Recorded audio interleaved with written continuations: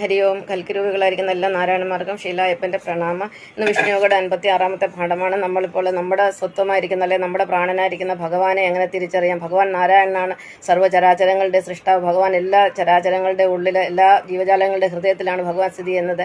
ഈ ഭഗവാൻ കിടക്കുന്ന എപ്പോഴും യോഗനിദ്രയിലാണ്. ദേവനായിക്കോട്ടെ, അസുരനായിക്കോട്ടെ, ബ്രഹ്മനായിക്കോട്ടെ, ധർമ്മിയോ അധർമ്മിയോ ആരായിക്കോട്ടെ, എല്ലാവരുടെ ഉള്ളിൽ ഒരേ ചൈതന്യമാണ് ഇരിക്കുന്നത്. ആ ഭഗവാനെ നമുക്ക് തിരിച്ചറിയണം. ഭക്തി കൊണ്ട് മാത്രമേ പറ്റുള്ളൂ. ഈ യോഗനിദ്രയിലിരിക്കുന്ന ഭഗവാനെ നമുക്ക് ഉണർത്തണമെങ്കിൽ ഭക്തി വേണം. ഭക്തി എന്ന് പറഞ്ഞാൽ പ്രേമമാണ്. നമ്മൾ എങ്ങനെയാണ് ഒരാളെ പ്രേമിക്കുന്നത്? പ്രേമിച്ചിട്ടുള്ളവർക്കറിയാം. അവരെ സ്വന്തമാക്കാൻ വേണ്ടി നമ്മൾ പല മാർഗ്ഗങ്ങളും സ്വീകരിക്കപ്പോഴും അവരെ പറ്റി ചിന്തിക്കുകയും അവരുമായിട്ട് സമ്പർക്കം പുലർത്താൻ നമ്മൾ ശ്രമിക്കുകയും ചെയ്യും. അപ്പോൾ അങ്ങനെയാണ് നമുക്ക് ആ വ്യക്തിയെ നമുക്ക് സ്വന്തമാക്കാൻ പറ്റും. എന്ന് പറഞ്ഞാൽ ഭഗവാനെ സ്വന്തമാകില്ല. ഭഗവാനെ അറിയണമെങ്കിൽ നമ്മൾ ഈ പ്രപഞ്ചത്തിലുള്ള സകല വസ്തുക്കളെക്കാട്ടി കൂടുതലും നമ്മൾ നമ്മളെ സ്നേഹിക്കണം. നല്ല പുറത്തിരിക്കുന്ന വിഗ്രഹത്തെ ഒന്നുമല്ല നമ്മൾ സ്നേഹിക്കണം. നമ്മളെ സ്നേഹിക്കണം. നമ്മുടെ ഇഷ്ടങ്ങളെ നമ്മൾ സ്നേഹിക്കണം. നമ്മുടെ ആഗ്രഹങ്ങളെ നമ്മൾ സാധിച്ചു കൊടുക്കണം. ഭഗവാനുമായിട്ട് സമ്പർക്കം ഉണ്ടായതിനു ശേഷം മാത്രമേ നമ്മൾ വിചാരിച്ച രീതിയിൽ നമ്മുടെ ലൈഫ് പോകത്തുള്ളൂ. നമ്മൾ എന്ത് വിചാരിച്ചാലും ഭഗവാൻ അത് സാധിച്ചത് യാതൊരു സംശയമില്ലാതെ ഞാൻ 100% ഗ്യാരണ്ടി തരുന്നു. ഇനി ഭക്തി എന്ന് പറഞ്ഞാൽ, ഭക്തിയെക്കുറിച്ച് നമ്മുടെ രാമായണത്തിൽ പറഞ്ഞിരിക്കുന്നത് ഇങ്ങനെയാണ്: തീർത്ഥസ്നാനാദി തപോധാന വേദാധ്യായന ക്ഷേത്രോപവാസ യാഗാദ് അഖില കർമ്മങ്ങളാൽ ഒന്നുകൊണ്ടും കണ്ടു കിട്ടുകയില്ലെന്നെ മൽ ഭക്തി കൊണ്ടൊന്ന് ഒഴിഞ്ഞൊരു നാളും. അതായത് ഭഗവാനെ സ്വന്തമാക്കാൻ തീർത്ഥസ്നാനം ചെയ്തതുകൊണ്ടോ, അല്ലെങ്കിൽ തപസ് ചെയ്തുകൊണ്ടോ, വേദാധ്യായനം ചെയ്തുകൊണ്ടോ, ക്ഷേത്രത്തിൽ പോയി ദർശനം നടത്തിക്കൊണ്ടോ, ദാനം ചെയ്തുകൊണ്ടോ, തപസ് ചെയ്തുകൊണ്ടോ, വ്രതം എടുത്തതുകൊണ്ടോ, ഉപവാസം എടുത്തുകൊണ്ടോ ഒന്നും ഭഗവാനെ കിട്ടത്തില്ല. ഭക്തി എന്ന് പറഞ്ഞ പ്രേമം തന്നെ. ഹരി ഓം. കൽക്കിരൂപികളായിരിക്കുന്ന എല്ലാ നാരായണന്മാർക്കും ഷീലായപ്പൻ്റെ പ്രണാമം. ഇന്ന് വിഷ്ണുയോഗയുടെ 57-ാമത്തെ പാഠമാണ്. വിഷ്ണുയോഗയിൽ ഇപ്പോൾ നമ്മൾ ഭക്തിയെക്കുറിച്ചാണ് പഠിച്ചുകൊണ്ടിരിക്കുന്നത്.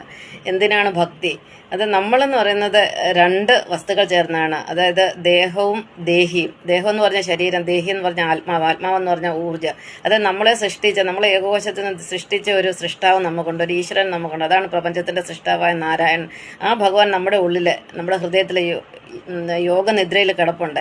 ഈ ഭഗവാനുമായിട്ട് ഒത്തുപോകാതെ നമ്മുടെ ഒരു മനുഷ്യൻ്റെ ജീവിതത്തിൽ ഒരു പ്രശ്നങ്ങളും പൂർണ്ണമായിട്ട് പരിഹരിക്കത്തില്ല. മനുഷ്യൻ്റെ ജീവിതം മുഴുവനും പ്രശ്നങ്ങളാൽ നിറഞ്ഞാണ്. രോഗങ്ങളായിരിക്കാം, മറ്റു ദുഃഖങ്ങളും ദുരിതങ്ങളും, മക്കളെക്കുറിച്ചോ, ഭർത്താവ്, ഭാര്യ, അല്ലെങ്കിൽ സുഹൃത്തുക്കളെ, സാമ്പത്തികം, അങ്ങനെ പല പല പ്രശ്നങ്ങളുമായിട്ട് ഓരോ മനുഷ്യൻ നീങ്ങുന്നത്. ഇതിനെ നമ്മൾ ഭവസാഗരം എന്നൊക്കെ പറയും. അതായത് ഈ ദുഃഖത്തിൻ്റെ സാഹചര്യത്തിൽ അല്ലെങ്കിൽ ഭൗതിക ജീവിതത്തിലെ ഒരു കടലിൽ കടന്നൊഴുന്ന ഒരു അവസ്ഥയിലാണ് മനുഷ്യനെ. ഇപ്പോൾ മനുഷ്യൻ്റെ ഒരു പ്രശ്നവും പരിഹരിക്കുന്നില്ല. പണം ഉണ്ടെങ്കിലും മനുഷ്യന് സമാധാനമില്ല, ശാന്തിയില്ല. അപ്പോൾ ഇതിൻ്റെ എല്ലാം നമുക്കൊരു പരിഹാരം, ഒരേ ഒരു പരിഹാരമേ ഉള്ളൂ. അത് ഭക്തിയാണ്. ഭഗവാനോട് ഭക്തി ഉണ്ടാവുക, നമുക്ക് നമ്മളോട് പ്രേമം ഉണ്ടാവുക.